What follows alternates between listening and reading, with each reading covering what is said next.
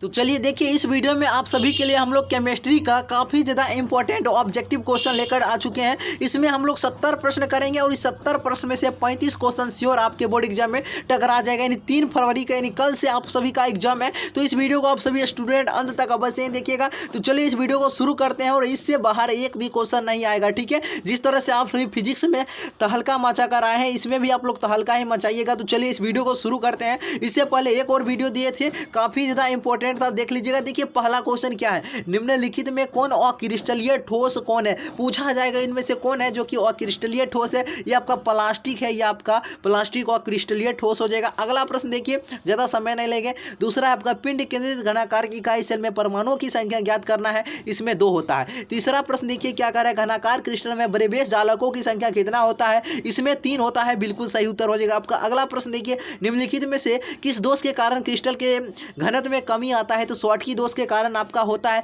और इस चैनल पर जो पहली बार है स्टूडेंट, जल्दी से चैनल को सब्सक्राइब कर लीजिएगा कि एक भी आपसे एक भी वीडियो मिस ना हो सके। अगर सारा वीडियो देख लेते हो तो एक भी क्वेश्चन आपका छूटने वाला नहीं है। मोलरता को व्यक्त किया जाता है मोल प्रति लीटर में व्यक्त किया जाता है, बिल्कुल सही उत्तर हो जाएगा। अगला प्रश्न देखते हैं, देखिए क्या है, यदि बिलाय के 1000 ग्राम में ग्लूकोज का 18 ग्राम उपस्थित हो तो घोल को क्या कहा जाएगा, घोल को कहा जाएगा 0.1 molal. Option number B. Solve नहीं करेंगे, सॉल्व हम कई वीडियो में बतलाए हुए हैं। चलिए देखिए, किसी तनु घोल का अनुसंख्य गुणधर्म निर्भर करता है, यह निर्भर करता है आपका विलय के कणों की संख्या पर निर्भर करता है। चलिए अगला प्रश्न देखते हैं, और एक भी स्टूडेंट वीडियो को स्किप मत कीजिएगा। देखिए, किसी विलयन के प्रसारण दाब को किस संबंध से व्यक्त किया जाता है, π/c बराबर RT हो जाएगा, बिल्कुल सही उत्तर। अगला प्रश्न देखिए क्या कह रहा है आपका, विद्युत धारा की वह मात्रा जो CuSO4 यानी कॉपर सल्फेट के घोल से 1 मोल कॉपर को मुक्त करती है, वह हो आपका 2 फैराडे हो जाएगा, बिल्कुल सही उत्तर ऑप्शन नंबर सी। सभी स्टूडेंट याद रखिएगा, फैराडे के विद्युत विच्छेदन के प्रथम नियम को व्यक्त करने के लिए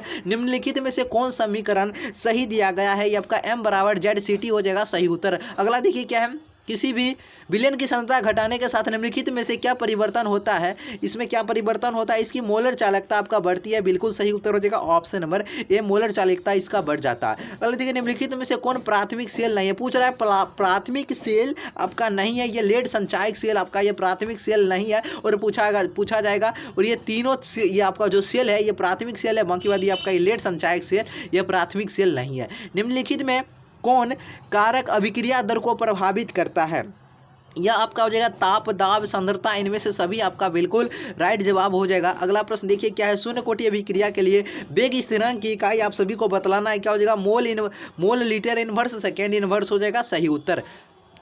अगला देखिए क्या, यदि कोई प्रथम कोटि की अभिक्रिया 32 मिनट में 75% पूरा हो जाती है तो इसके 50% पूरा होने में कितना समय लगेगा, 16 मिनट हो जाएगा, बिल्कुल सही उत्तर आपका। अगला प्रश्न देखिए क्या, यदि किसी अभिक्रिया का वेग निम्नलिखित प्रकार से व्यक्त होता है, जो वेग दिया गया है आपको, इसमें अभिक्रिया की कोटि इस तरह से प्रश्न में यानी घात को जोड़ देते हैं, 2 + और बी के घात में 1 है, 2 + 1 = 3 हो जाएगा। देखिए 2 + 1 = आपका 3 हो जाएगा, ऑप्शन नंबर बिल्कुल बी नंबर सही उत्तर हो जाएगा। अगला देखिए, भौतिक अधिशोषण के लिए अधिशोषण की उष्मा देखिए, भौतिक अधिशोषण में कितना उष्मा उत्सर्जित होता है, आपका 20 से 40 kg मोल इनवर्स होता है, बिल्कुल सही उत्तर ऑप्शन नंबर आपका ए नंबर राइट आंसर हो जाएगा। जो पदार्थ जल का पृष्ठ तनाव कम कर देता है वह क्या कहलाता है, वह कहलाता है आपका पृष्ठीय सक्रिय कारक कहलाता है, पूछा जाएगा आपके बोर्ड एग्जाम में क्वेश्चन, ठीक है। निम्नलिखित में से कौन जल में कोलाइड विलयन का निर्माण नहीं करता है, कोलाइड विलयन का निर्माण करता है, ये आपका कौन हो जाएगा, ये स्टार्च हो जाएगा, option number C number right answer हो जाएगा। अगला प्रश्न देखिए क्या है, निम्नलिखित में कौन पाइसी कारक है, आपसे पूछा जा रहा है इनमें से कौन है जो कि पाइसी कारक है,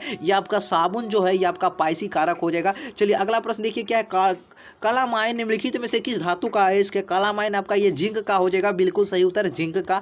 मॉड प्रक्रम के द्वारा निम्नलिखित में से किस धातु का शुद्धिकरण, निकेल का शुद्धिकरण किया जाता है, मॉड पूछे या मंडल पूछे, दोनों का निकेल का शोधन किया जाता है इसी में, ठीक है। अगला देखिए क्या, थर्माइड विधि में निम्नलिखित में से निम्नलिखित में कौन अवकारक होता है, थर्माइड विधि में कौन अवकारक रहता है, इसमें आपका एल्युमिनियम जो है इसमें अवकारक रहता है। अगला देखिए, लोहा धातु के निष्कर्षण के दरमियान निम्नलिखित में से कौन धातु मल के रूप में प्राप्त होता है, इसमें आपको प्राप्त होता है CaSiO3, बिल्कुल सही उत्तर हो जाएगा। अगला देखिए, सबसे कम क्वथनांक वाली गैस कौन है, देखिए सबसे कम क्वथनांक वाली गैस आपका क्या हो जाएगा, हीलियम हो जाएगा, बिल्कुल सही उत्तर हीलियम। अगला प्रश्न की ओर बढ़ते हैं। अगला प्रश्न देखिए क्या है, निम्नलिखित में से कौन हाइड्रोजन बंध नहीं बनाता है, देखिए आपका HCl नहीं बनाता है, इसके लिए एक ट्रिक बतलाए थे, FON जिनमें रहेगा उसमें पाया हाइड्रोजन बंध वह बनाता है, बाकी बात ये जिसमें नहीं रहेगा उसमें हाइड्रोजन बंध वह नहीं बनाएगा। देखिए HCl में इन तीनों में से कोई नहीं है, तो इसमें यह हाइड्रोजन बंध नहीं बनाएगा। ऑक्सीजन और ओजोन है, आपसे पूछा जा रहा है क्या ऑक्सीजन और यह ओजोन है, ये आपका ये अपरूप हो जाएगा, क्या हो जाएगा, अपरूप हो जाएगा।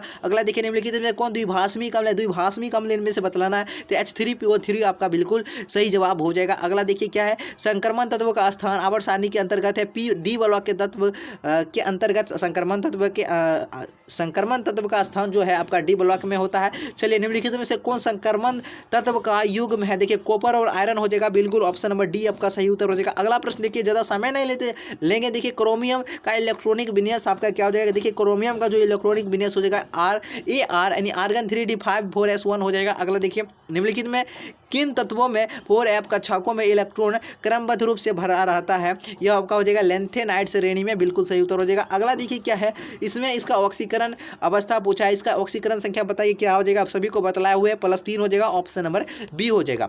इसका प्रसंकरण आपसे पूछा है, मतलब इसका हाइब्रिडाइजेशन क्या होगा, जल्दी से बताइए, DsP2 हो जाएगा, बिल्कुल सही उत्तर आपका हो जाएगा। अगला देखिए क्या है, विटामिन B12 में निम्नलिखित में से कौन उपस्थित रहता है, इनमें उपस्थित रहता है आपका भैया कोबाल्ट उपस्थित रहता है, ठीक है। अगला देखिए क्या है, निम्नलिखिट में से किस जटिल आयन की ज्यामितीय चतुष्फलकीय नहीं है, ये क्वेश्चन पक्का पूछा जाएगा। ये आपका NiCN4 हो जाएगा, बिल्कुल सही उत्तर। एथिल ब्रोमाइड का अभिक्रिया सोडियम धातु से शुष्क ईथर में कराने पर बनता क्या बनता है, इसमें आपका ब्यूटेन प्राप्त होता है, बिल्कुल सही उत्तर हो जाएगा। निम्नलिखित में से किसका उपयोग निश्चेतक के रूप में होता है, देखिए क्लोरोफॉर्म का उपयोग जो होता है, क्लोरोफॉर्म किसी को सुंघा दीजिए वो बेहोश हो जाएगा, ठीक है। आप लोग मूवी में देखे होंगे, ठीक है, बहुत क्या तुम क्लोरोफॉर्म सुना हो, ठीक है। अगला देखिए निम्नलिखित में से कौन क्लोरल का अनुसूत्र है, क्लोरल का अनुसूत्र क्या होता है बताइए, CCl3CHO हो जाएगा, बिल्कुल सही उत्तर आपका। अगला प्रश्न देखिए, जब इस यौगिक से अभिक्रिया कराते हैं तो यौगिक का निर्माण देखिए CH3OH CH3MgX से अभिक्रिया करता है, इससे जब यह अभिक्रिया करता है तो कौन सा यौगिक का निर्माण होता है, तो एसीटोन प्राप्त होता है, बिल्कुल सही उत्तर। अगला देखिए सामान्य सूत्र जो क्या है, सामान्य सूत्र जो एल्केनॉल के सजातीय समूह को प्रदर्शित करता है वह कौन है, वह आपका CnH2n+2O हो जाएगा, बिल्कुल सही उत्तर। अगला देखिए एथेनॉल का समावयवी निम्नलिखित में से कौन है, एथेनॉल का समावयवी आपका डाइमेथिल ईथर हो जाएगा, बिल्कुल सही उत्तर। अगला देखिए अगला है निम्नलिखित में से लुकास अभिकर्मक कौन है, लुकास अभिकर्मक आपका भैया क्या हो जाएगा, अनाद्र ZnCl2 एवं सांद्र HCl हो जाएगा, बिल्कुल सही उत्तर। अगला देखिए अगला प्रश्न आपका क्या कह रहा है, रेक्टिफाइड स्पिरिट में रहता है 95.5% एल्कोहल पाया जाता है, बिल्कुल सही उत्तर हो जाएगा। अगला देखिए एल्डिहाइड एवं कीटोन दोनों का सामान्य सूत्र आप सभी को बतलाना है, इसका भैया क्या होता है, CnH2nO होता है, बिल्कुल सही उत्तर हो जाएगा। अगला देखिए क्या है, आइसोप्रोपिल अल्कोहल के ऑक्सीकरण में निम्नलिखित में से कौन प्राप्त होता है, इसमें प्राप्त होता है क्या होता है, एसीटोन प्राप्त होता है, बिल्कुल सही उत्तर हो जाएगा एसीटोन। कैल्शियम एसीटेट और कैल्शियम फॉर्मेट के मिश्रण को गर्म करने पर निम्नलिखित में से क्या बनता है, इसमें बनता है आपका एथेनॉल प्राप्त होता है, ठीक है। देखिए C6H5MgR निम्न में से किसका क्रियाशील का सही क्रम सही आपको इसमें बतलाना है, किसका क्रियाशील का क्रम दिया गया है वह सही है। देखिए पहले 2 होगा, उसके बाद 3 होगा, उसके बाद ये क्रियाशील का क्रम सही हो जाएगा, ऑप्शन नंबर सी। अगला देखिए क्या है, निम्नलिखित में से किस यौगिक में कार्बोक्सिल समूह उपस्थित नहीं है, किसमें हो जाएगा, ये आपका पिक्रिक अम्ल में नहीं होता है, बिल्कुल सही उत्तर हो जाएगा आपका पिक्रिक अम्ल। देखिए क्या है, मोनोकार्बोक्सिलिक अम्ल निम्नलिखित में से किसका क्रियाशील समावयवी है, तो ये आपका ईस्टर का हो जाएगा, बिल्कुल सही उत्तर ईस्टर का। अगला देखिए निम्नलिखित में से किस अभिकर्मक के द्वारा फॉर्मिक अम्ल एवं फॉर्मलडिहाइड के बीच विभेद किया जा सकता है, तो ये आपका हो जाएगा NaHCO3 के द्वारा। अगला देखिए अगला प्रश्न आपसे क्या पूछा जा रहा है, जब फॉर्मिक अम्ल को सांद्र H2SO4 के साथ गर्म किया जाता है तब निम्नलिखित में से क्या बनता है, देखिए तब इनमें क्या प्राप्त होता है, CO प्राप्त होता है, carbon monoxide, option number D हो जाएगा। प्राइमरी अमीन का क्रियाशील मूलक आपको बतलाना है, बदले क्या हो जाएगा, NH2 हो जाएगा, बिल्कुल सही उत्तर NH2 हो जाएगा। एथिल एमीन की अभिक्रिया नाइट्रस अम्ल से कराने पर क्या बनता है, इससे बनाइए, इनमें से कोई नहीं प्राप्त होता है, बिल्कुल सही उत्तर हो जाएगा। अगला देखिए एसिटामाइड की अभिक्रिया Br2 एवं NaOH के साथ कराने पर क्या बनता है, देखिए कराते हैं तब मेथिल एमीन प्राप्त होता है, बिल्कुल सही उत्तर हो जाएगा भैया। अगला देखिए निम्नलिखित में से किसमें एल्काइलेशन संभव होता है, तो ये आपका प्राइमरी एवं सेकेंडरी दोनों में संभव होता है, ठीक है। यानी प्राइमरी एमीन एमीन एवं सेकेंडरी एमीन दोनों में संभव होता है एल्काइलेशन। ठीक है, निम्नलिखित में कौन सर्वाधिक मीठा शर्करा है, क्वेश्चन पूछा जाएगा। सभी स्टूडेंट याद रखिएगा, फ्रक्टोज आपका हो जाएगा सही उत्तर हो जाएगा। ठीक है, अगला देखिए, निम्नलिखित में से कौन स्टीरॉयड से संबंधित कौन है आपका। देखिए विटामिन जो डी है ये स्टीरॉयड से संबंधित हो जाएगा, ऑप्शन नंबर डी हो जाएगा। अगला देखिए, निम्न में से कौन साधारणतया शरीर द्वारा नहीं बनाए जाते हैं, आपका विटामिन नहीं बनाया जाता है, बिल्कुल सही उत्तर हो जाएगा। देखिए डीएनए तथा आरएनए में संबंधित, देखिए बायोलॉजी में आपको बतलाए हुए दोनों में समान बेस क्या रहता है, एडेनिन होता है, गुआनिन होता है, और एडेनिन गुआनिन थायमिन, तो डीएनए हो जाएगा adenine guanine thymine cytosine adenine guanine thymine नहीं होगा, साइटोसिन हो जाएगा। हाँ, एडेनिन गुआनिन साइटोसिन ये ये दोनों डीएनए और आरएनए में दोनों में समान रहता है। देखिए किसी में एडेनिन साइटोसिन, ये गलत हो, यूरासिल नहीं होगा, guanine adenine cytosine guanine adenine cytosine मिल गए, गुआनिन एडेनिन साइटोसिन। हाँ बिल्कुल, ऑप्शन नंबर आपका बी बिल्कुल सही उत्तर हो जाएगा। चलिए भैया, चलिए अगला, बायोलॉजी में तो हल्का मचा दीजिएगा, केमिस्ट्री में भी मचाइएगा। देखिए पीवीसी एक लक निम्नलिखित में से कौन है, पीवीसी एक लक निम्नलिखित में से कौन हो जाएगा, CH2 double bond CH single bond Cl हो जाएगा, ऑप्शन नंबर सी हो जाएगा। देखिए रबर को सल्फर के साथ गर्म कराने की क्रिया को क्या कहते हैं, इसे कहते हैं आपका गंदगीकरण कहा जाता है, बिल्कुल सही उत्तर जाएगा गंदगीकरण। निम्नलिखित में से कौन योगशील बहुलक है, योगशील बहुलक कौन है आपका, उच्च घनत्व वाला पॉलीथीन हो जाएगा, ऑप्शन नंबर जो भी सी के साथ जा रहे हैं बिल्कुल सही उत्तर के साथ जा रहे हैं। ब्यूना एस निम्नलिखित में से किसका बहुलक है, यह आपका ब्यूटाडाइन एवं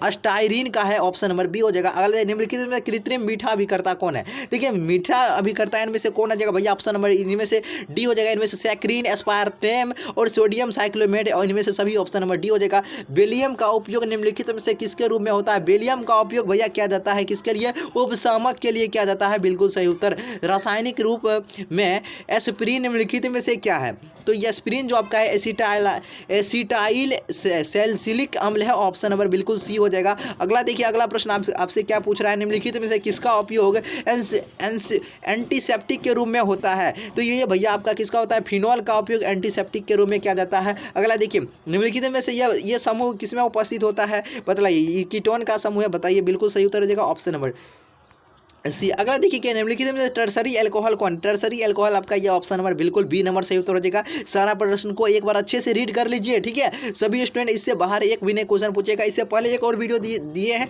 जल्दी से देख लीजिए, ठीक है, तो इससे बाहर एक भी आपके बोर्ड एग्जाम में देखने को नहीं मिलेगा। 35 क्वेश्चन श्योर है आपका, 70 का 70 गारंटी नहीं, 35 क्वेश्चन इसमें से पक्का टकराएगा। जिस तरह हम फिजिक्स में बात किए थे, देखिए 70 बतलाए थे, उसमें से 70 का 70 नहीं टकराए, कैसे टकरा जाएगा यार भाई, तो क्या कुछ नया क्वेश्चन नहीं डालेगा, बिल्कुल डालेगा, तो 70 में से 35 टकरा जाएगा, ठीक है सभी स्टूडेंट। 30 से 35 क्वेश्चन टकराएगा तो टकराएगा, 35 क्वेश्चन श्योर है टकरा जाएगा।